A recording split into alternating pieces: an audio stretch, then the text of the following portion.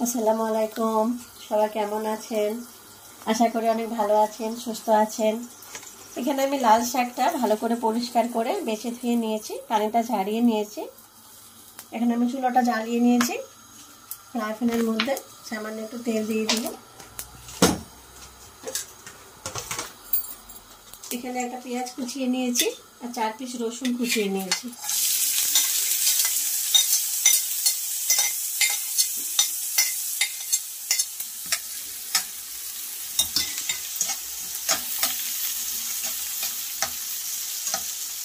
রসুন আর পেঁয়াজটা হালকা করে ভেজে নেব। 4টে কাঁচামরিচ দিয়ে দেব। 4-5টা কাঁচামরিচ দিয়ে দিলাম।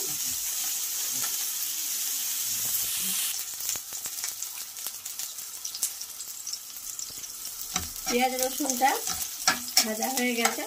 এখন এখানে 1/2 চামচ লবণ দিয়ে দেব।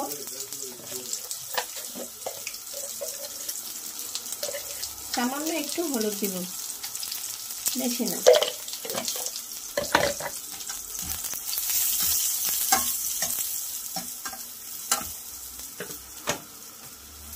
এখন আমি লাল শাকটা দিয়ে দিব। এখানে আমি একটা আলুও কুচিয়ে নিয়েছি।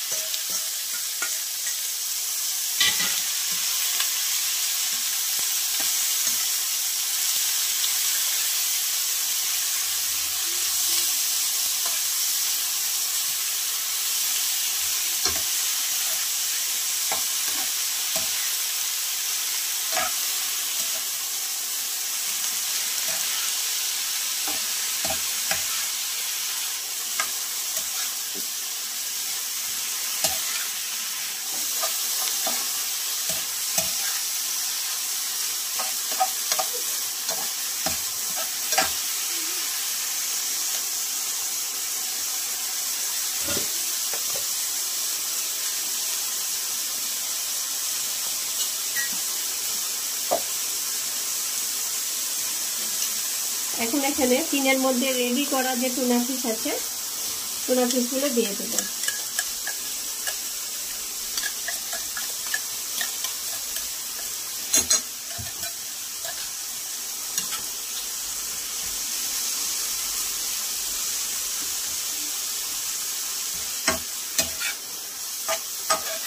আর কোনো মশলা দিব না।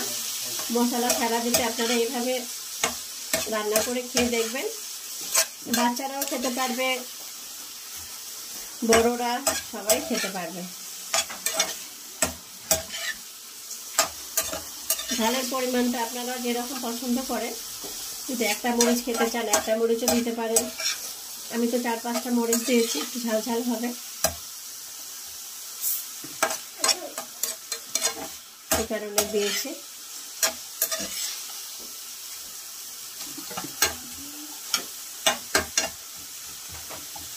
টুনা ফিশটা রেডি করা ছিল, এই জন্য আগে দিইনি। এখন এটা আমি ঢেকে দিব কিছুক্ষণ। শাকটা আমি ঢেকে রেখেছিলাম,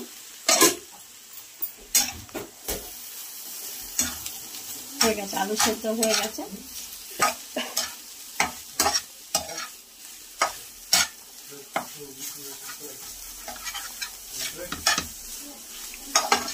বাড়িতে যখন যেটা থাকে, যদি মাছ থাকে মাছ দিয়েও খেতে পারেন, নাহলে এমনি রসুন পেঁয়াজ দিয়েও খেতে পারেন। আপনারা যেভাবে পছন্দ করেন এভাবে করে শাক ভাজি খেয়ে দেখবেন, ভালো লাগবে অনেক। চুলোটা বন্ধ করে দিই, হয়ে গেছে। এখন আমি ঢেলে নিব।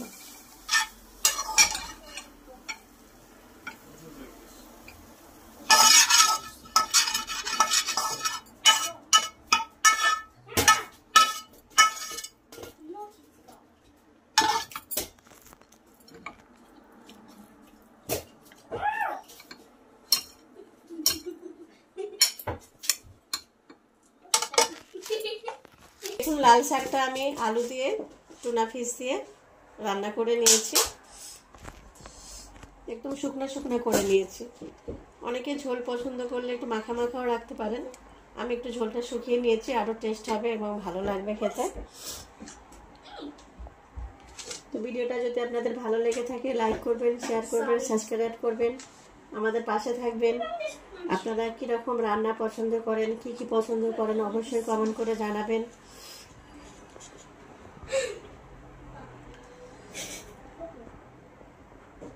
ভিডিওটা আজকে এই পর্যন্ত, আগামীকাল আবার দেখা হবে আপনাদের সাথে। আপনারা অবশ্যই আমাদের পাশে থাকবেন, কমেন্ট করে জানাবেন। এইভাবে বাড়িতে রান্না করে খেয়ে দেখবেন, অবশ্যই আপনাদের ভালো লাগবে। বাচ্চারা বড়রা লাল শাক সবাই পছন্দ করে। রান্নাটা যদি এভাবে ভালো করে নেন খুবই ভালো লাগবে, খেয়ে দেখবেন। তো ভালো থাকুন, সুস্থ থাকুন, আগামীকাল আবার দেখা হবে।